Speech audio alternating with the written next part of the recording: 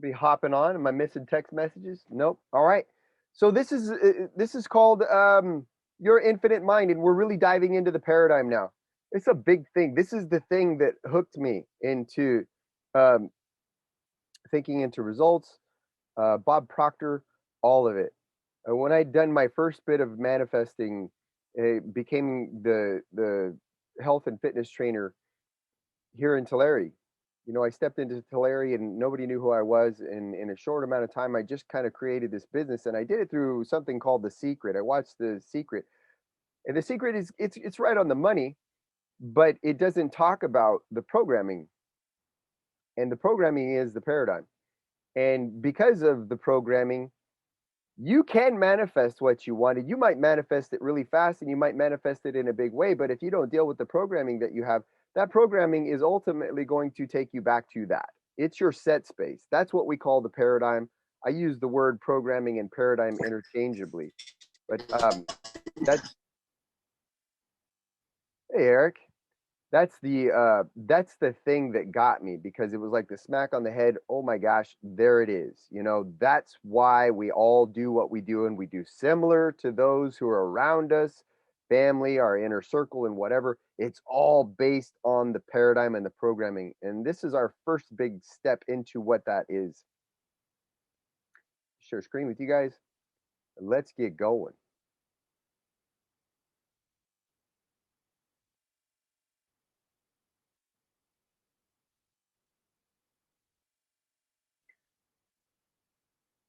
We call it your infinite mind.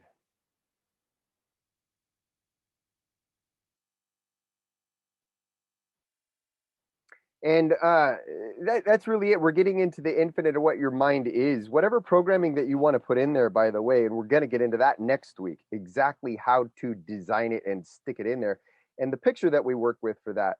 But your mind is whatever you can conceive in your mind, in what we call your imagination, it can be manifest into your world. And we know that. A couple simple things is like, we've already flown to the moon, and we did that in a short amount of time after we figured out how to just actually fly.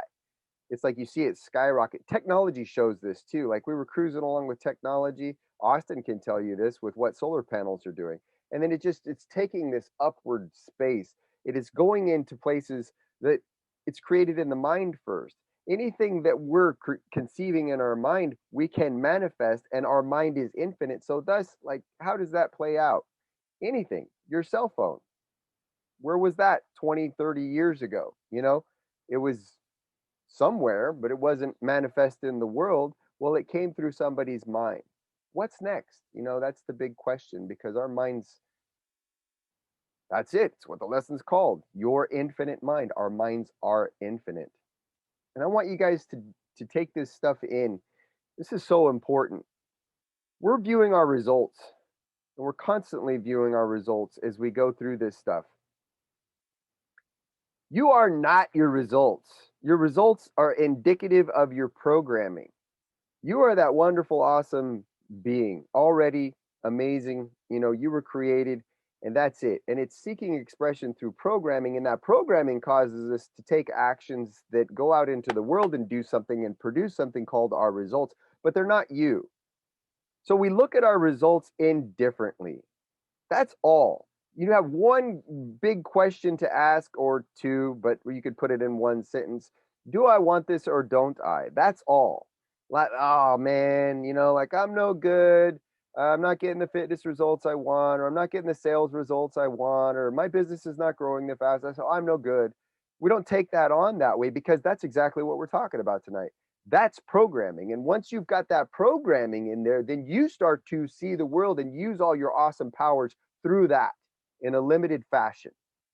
So remember, we're taking our results in and we're looking at it from a point of view like, do I like that or don't I like it? It's not me. What do I want to experience? Be indifferent about it. Do not judge yourself. Let all that stuff go.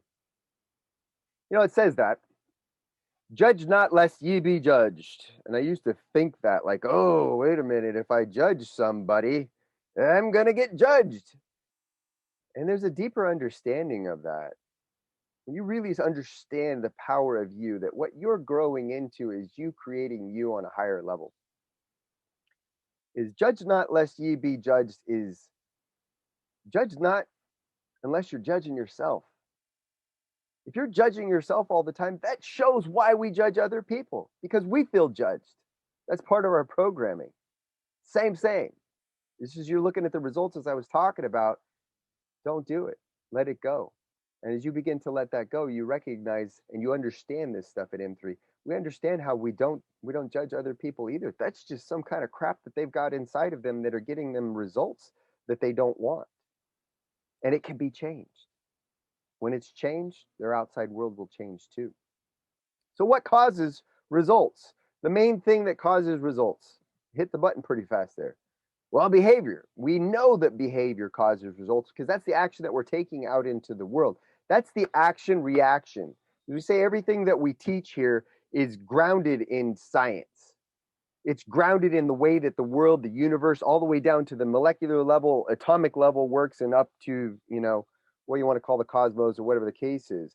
Action reaction. When you go out into the world, you do something, and then the world does something in response to that. It's cause and effect, an action and reaction. That's what behavior is. So most of the time we get all goofed up with this stuff and say, well, I'm going to change the behavior. You're just going to change the behavior, plain and simple. But we don't change the programming, as I said. Why doesn't it stick? That's it. We got to get to the root cause. We got to ask, what's causing the behavior? We don't consciously go out there and choose what we're doing on a day-to-day basis. About 2 to 4% of the time you're choosing something we call thinking or making an original thought or whatever. The other 96 to 98% of the time you're running off of habit. Why? Because it's easier that way. Think about all the things that you've learned how to do, how to grab stuff and whatever, how to move, operate, shower. We talked about that last week. If you had to consciously every day learn how to do that, if you had to consciously wake up in the morning and reform your words what would life be? It's too much. And we wouldn't have survived. When you think about it, back in the saber-toothed tiger day, and you're trying to do the thing that you did yesterday and you couldn't do it again, you learn it again, you're just going to eat. You get ate. Not there. You didn't pass your genes on. And what we ultimately became was these habit-forming, programmable machines. Machines. I don't know if that's the right word. We have a machine that we're programming in our wonderful mind. And that's why that we do that all the time. Now, the thing of it is stuff gets in there, becomes automatic for us, and it doesn't quite get us the results that we want. But not understanding what the paradigm is, we'll goof it up and we'll go toward the behavior. It's not about the behavior. It's about how am I programmed at the subconscious? What do I feel? 96 to 98% of what we do is habit. Habit is stored in the subconscious. I've got to scoot you guys over. I totally get it why people get like 2 screens, You got the whole, I thought that was just fancy what people are doing it. Now I get it. You just slide something over the screen and you can work. When you're dealing just on a laptop, you kind of run out of some screen space. Habit is stored in the subconscious in what we call the paradigm. And think about what habit is, Habit is something that causes you to do something without even thinking about it. When you feel like you want to drink, you're not consciously telling your hand to go up into the cupboard and get a cup and turn the faucet on. You're just feeling like you want to get a drink and you're just going into action and you're doing it. The same thing is true for if something you're wanting to do, like, you're wanting to change your body, you want to change your health and fitness, but you have a habitual way of feeling about that it's just not going to happen for me. Well, ultimately, that's what's going to happen. You're going to be taking actions throughout the day that are in line with that. So that's the thing that we've got to get in line with. It's like, I love my fit and healthy life. And, people will laugh when you say that for the first time, but it's just because it's an unfamiliar thing to them. When you get to the space of where you want to be, if you're thinking about that way, if you say, I love my fit and healthy life, and you're as fit, as healthy as you want to be, absolutely is the amazing level that you want to be. Well, that's a true statement, and there's no laughing about it. You're just joyous about it, growing into it. I said it in the beginning here as I was talking about growing into my higher self. It all lives at the paradigm. So where did we get this stuff from, as we talked about? Well, You may have inherited it at birth. We say that that goes all the way back, just like we said. We're only born, by the way, do you know, with two fears. Only two fears that come naturally with us. One is the fear of falling. You see a child throw them up in the air and you catch them and they will go, you know. And the other one is loud noises. That's it. Everything else that you fear today was programmed into you. That's why, as parents, you know, you watch your child, is starting to walk or move. It's like, whoa, hey, whoa, watch out, watch out. They don't know to be afraid of that stuff. We're teaching them at that point, and we continue to teach and teach and teach. You may have accepted it in your little life. It becomes powerful from teachers, from coaches, from mom and dad, from aunts and uncles, from those who are around us. They're powerful, powerful forces that are imparting these things on you. Doesn't mean that it's true, but we do accept it as truth into that programming. It's not until we reach a certain age that we actually have that conscious mind that decides that, hey, I accept or I don't accept this. There's a certain age as a child when they're very young, when it's just getting dumped in there all the time. All those experiences that that child is having, it's just programming, programming, programming. That's why we are so fascinated by children, like how fast they can learn languages. Bob talks about this in one of the videos. He said one of his friends in Kuala Lumpur had a child that was 4 years old and could speak four different languages. And it was blowing them away. And they didn't think anything of it because everybody around them spoke four different languages. Well, the child didn't have the conscious mind that said, I can't do this. Everybody else around me is doing it. And that's just what they did. We form that stuff later. It's like, I'm not really good with names. I don't remember people's names. I'm not good at math. I'm a bad dancer. You just got some of my programming right there. That just starts to get handed to us, but it's not true until we accept it as so. You may have accepted it in adulthood. How did it and how does it get formed? We know two ways that it actually gets formed. One, emotional impact. We've all had these. A good example of an emotional impact is 9/11 for the people that were actually there, right in that space. But, you all might have had something like that before in your life too. Um, it's something that happens just like boom. It just slams into a person's life and they immediately decide it's so powerful that their life will change. The thing with the emotional impact is that most of the time it's a negative thing. It doesn't happen that often, and usually it's negative. The way that it happens for us in our life, the regular way that it happens for us is number two that you see there: constant spaced repetition. Seeing, hearing, doing, feeling, seeing, hearing, doing, feeling, seeing, hearing, just again and again and again. That's the way that we are actually programmed. And that's why when people go, oh, it's a bunch of hooey, you don't need to read that goal over and over and over again. And if you're reading the goal and if you're feeling the opposite of the goal, yeah, that's true, because it's probably programming you negative. But when you're learning how to put yourself into that place of what it feels like to have that goal already, absolutely not. You are coming into that place of understanding who that person is, and it's a feeling of what that person is. And that's what it's all about, because you're getting more comfortable in understanding what that feeling is. Now it's starting to dictate what you're doing on a regular basis, that 96 to 98% of what you're doing. And that's how that stuff starts to show up in your life. That's the key for it, is getting in tune with the emotion, the feeling of it. Constant spaced repetition over and over and over. So don't let anybody tell you that constant spaced repetition isn't worth it or it's a waste of time. They're just misunderstanding. They're probably going through the process or having had gone through the process from a point of view that they weren't believing it and didn't understand the feeling behind it. Empty words are empty words. We cover that in a lesson too. It's like telling a person good job and you don't mean it. That feels yucky. And we know that. That's something that's going in the opposite direction. The paradigm, your mind will always work this way. That's it. This is how the system is ran. This is the keys to the kingdom, as we would say. You're always going to run through the paradigm. If you had to stay stuck in the place where you figured out how to do what you needed to do, speaking is a good example. and you were consciously having to do it every day, and you couldn't learn, like, I'm just forming my words now, they just come out. I want to say this to you, so it comes out. You had to every day just like form your words and do it. You didn't have that learning. It's crazy to even think that we don't have that capability. But if you could imagine what it was like to do that, you wouldn't do it. It would be too much work. And that's why. That's why we're set up the way that we do. And that's why this understanding is so profound.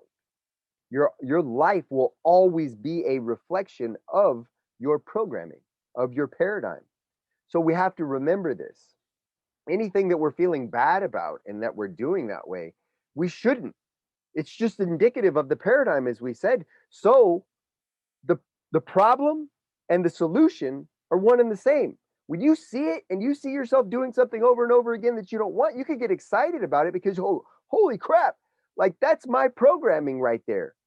That's how strong it is. Like, I didn't even want to do that, and then you do it again and you see yourself doing it again. You're like, wow. And the reason we can get excited about it is because the moment that you finally get that down in there and you become that programming, you're no longer consciously competent, like having to hold your mind on it and force it. You get it down into the programming, it's going to show up for you just as strong as that.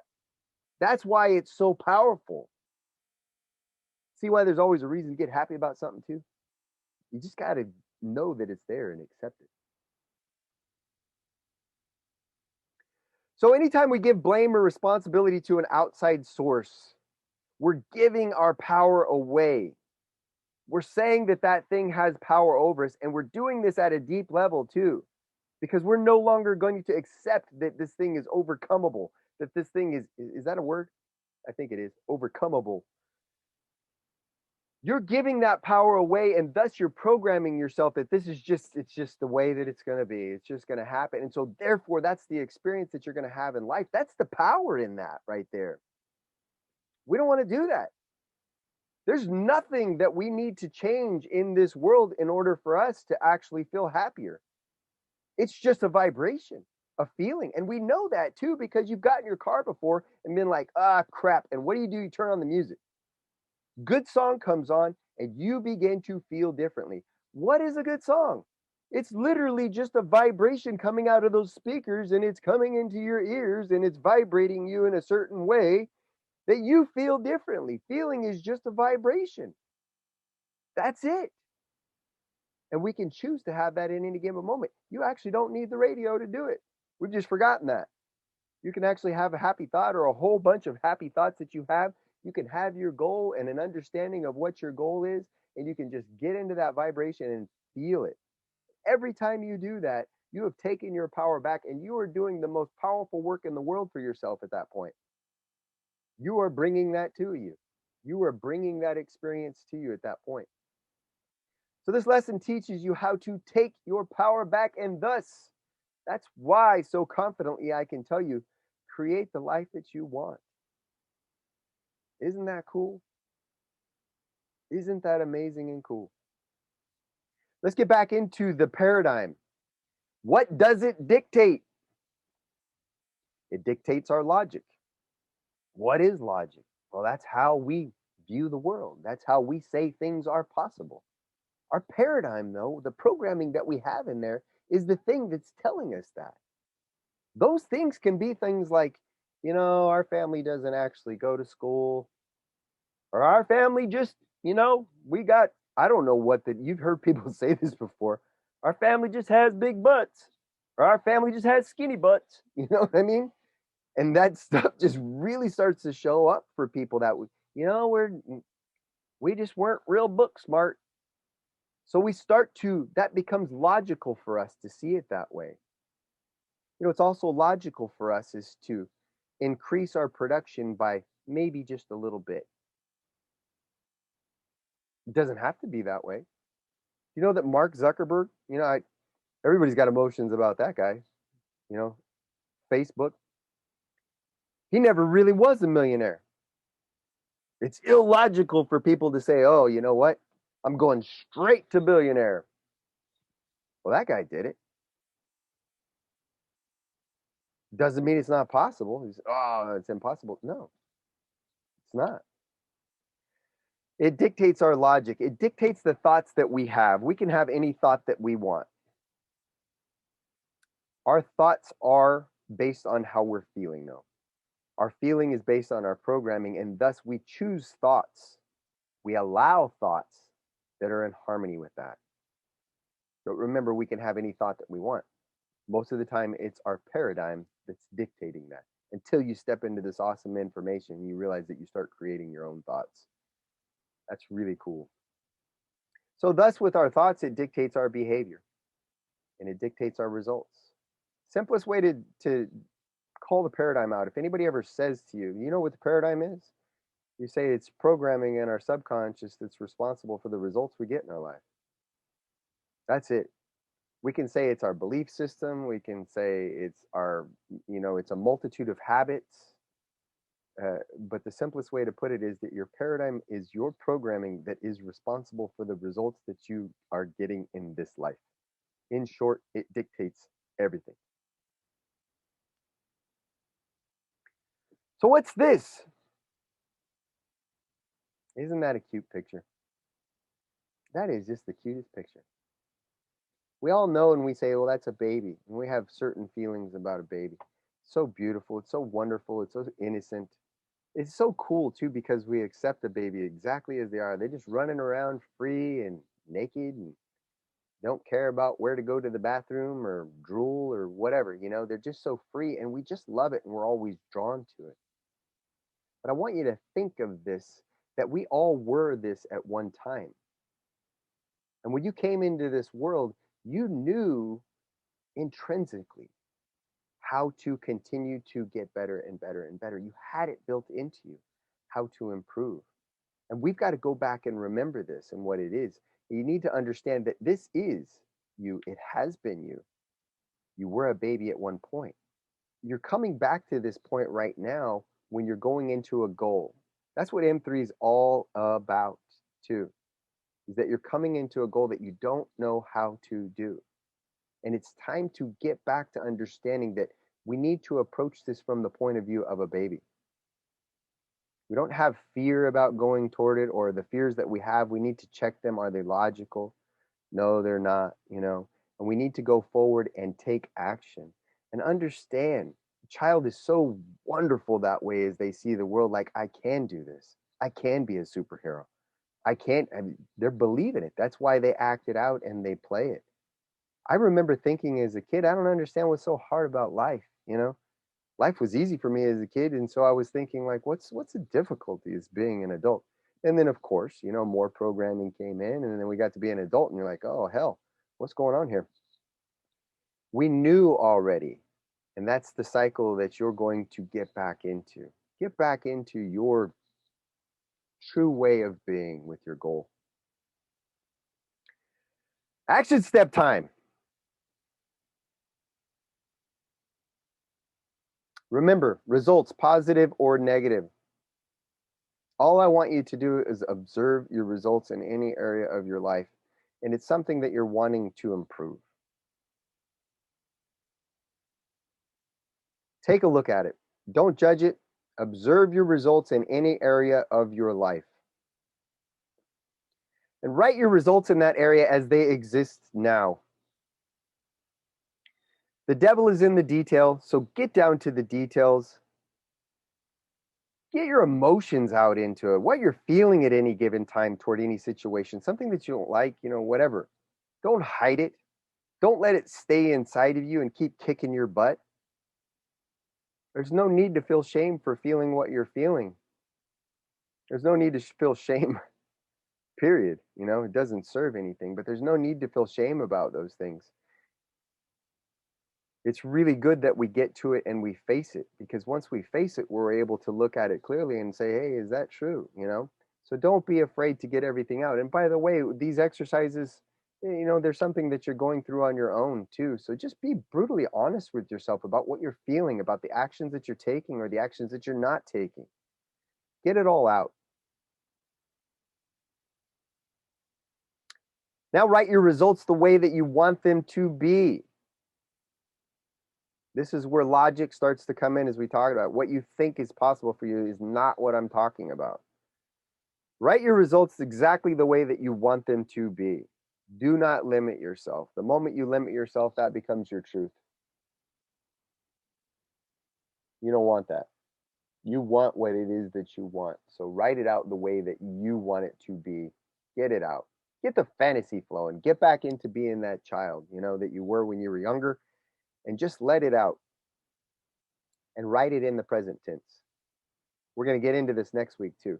Understanding subconscious lingo, as we would call it. Subconscious has no clue what yesterday was and what tomorrow is. It's always right here, right now. Take your results now that you don't want and destroy them. Now that's symbolic. Understand you're not getting rid of it in you, but that's symbolic. That's letting it go. And it feels good. It really does. Like that's not part of me. And as many times you have to do this, write it out and just trash them. Some people say burn them, that's cool because you can't get it back, but you can run it through the shredder. You can do whatever it is that makes you feel good because you're letting that go. That's a way of life that you no longer want, that no longer serves you. Your higher self is seeking expression into the world, and this old self just isn't doing it anymore. And you're just letting that stuff go symbolically, and you're turning toward what it is that you want. Now I want you to put the results that you want into a daily constant space repetition for you. That's it. There are the two ways, remember? Emotional impact, probably not going to happen. Usually doesn't happen in a positive way. The other way is constant space repetition. You can set music behind your stuff, you can read yourself that statement, that positive result. I'm so happy and thankful now that I fill in the blank, right in the present tense, what it is that you really want, what it is that you're going to do. And you don't need to share this with anybody else, by the way. Don't feel like you do, like you have to go get some kind of approval from somebody else in the world that this is okay. You're the only one that it needs to be okay with. Did somebody else just come in right now? So yes. Okay. Yes, Johnny just joined us. Oh, cool. Johnny's here. So put these results. I froze up. Put these results now in front of you in the present tense, exactly what it is that you want on a regular basis. You can write it out several times a day. Here's a cool tip, by the way, too. Write with your non-dominant hand. Remember that? Like we got the same muscles on both sides. If we all have two hands here, we might not. But if you all have two hands, you have the same muscles, same nerve, all that type of stuff, but we write with one hand. That's usually what we do. Why don't we write with the other hand? That is a fine example of programming. You can program your opposite hand, your non-dominant hand, as we would call it, to write just as well as your dominant hand. We just don't want to because there's work to be done with it. But you can take what it is that you want to do in this world and sit down. It's actually a lot of fun and funny to write it out with your non-dominant hand because it causes thinking. Like you're thinking about like forming your words and what it is that you're doing. So you're really hyper focusing on what you're writing. And so you're building that program in a strong way. And again, like I said, you read it, but you can listen to it too in the form of a goal script or a goal statement or a statement that you want to hear. And you can set it to that music vibration that you want because that helps get that stuff in there. And then just do it, guys. Do it all the time. Fall in love with it. Do it while you're walking the dog. Do it while you're working out. Do it while you're doing the dishes. Do it while you're taking out the trash, Look at it as this wonderful little moment where you're writing, the screenplay of your life. You're creating your life. It's powerful, powerful, powerful work. I have a presentation that I'm putting together that I want to go further and further. That actually I talked to Austin about it a little bit too. And I want to get to a point where I'm sharing it with anybody anywhere because it's about the work. At least at this point, I'm being led to call it the work because we get so confused about what the work is. And we'll take something that's so important, this information that I'm sharing with you right now, and we'll say, well, yeah, I don't have time for that. Like I gotta do this thing over here. That thing actually doesn't matter, especially if it's something that you think that you're wanting to move towards your goal, if you're not in the right vibration. You're not going to be taking action in that certain way that's going to be bringing that to you. And you're not going to be attracting what it is that you want. So the work as it is, the most important work that you're going to do is this. Do this first. By the way, I created something called the M3 Fast Tracker, and I'm going to share it with you guys in just a little bit. And it's completely designed to put you into a vibratory state so that when you are taking your action, this is something that you're filling out the night before, so you can just put it to rest. You know that it's there. Your tasks are there. You're not going to forget them. And then tomorrow, your steps are putting you into that vibratory setting so that you are now taking your actions in that setting also. And you're taking the most key actions that are important to you to getting what it is that you want. I look forward to sharing it with you guys very soon. I'll do it on the email opt in. That's it. There's another slide there. Habit is God's way of making good automatic in our life. Robert Russell said that. But Matt Morgan would take it a little bit further and say, it's also a way of making the things that we don't want happen really easy too. And that's the place that most of the world is stuck into struggle. You know, they're stuck into, why does this keep showing up for me over and over again? And, you know, I don't understand how my mind works and how I actually interact with my world. So, and it is through habit. It's, it's good to look at it in that form of saying habit is God's way of making good automatic in our life. Next week, we're going into the secret genie and we're talking about our mind. We have a lot of confusion when we come to our mind because we don't have any cells of recognition. We don't have any picture. We don't know what we're working with, you know, and that's how we work. We actually call up on our cells, our brain cells, to flash pictures, you know, as we see the world. I asked this question to Jennifer the other day, and God bless her for not, you know, just for the questions that I asked, that, you know, that she doesn't just like punch me. But I was asking her, I was like, what is this? Like, I was just in I don't know, I was just in a place. And, you know, what is it? Where is it? And what I was getting at, and I was just so saying it was, is that this here is nowhere but here. And we miss that so much. Light is reflecting off of whatever, however you want to say it, but the only place that it's being experienced is here. It's the only way that we really know it, and it's in our mind. We use our eyes to experience the world. We use our ears to experience the world. We use our sense of touch to experience the world. But all of that is always happening up here. And when we don't understand what that mind is, we're not able to change that. We're not able to get a handle on it and really start to create the things that we want in this world. And that's what next week, that's what the lesson is all about. It's about being able to get in tune with that picture of what your mind actually is.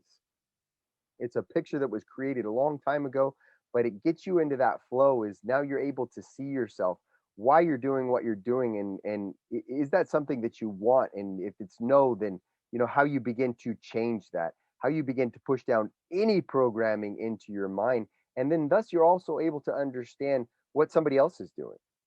Like, oh man, they've got something going on in their mind that's causing this behavior. It's really cool. That is it. Open floor to all of you. Johnny, I'm glad to see you hopping on here. We missed you, man.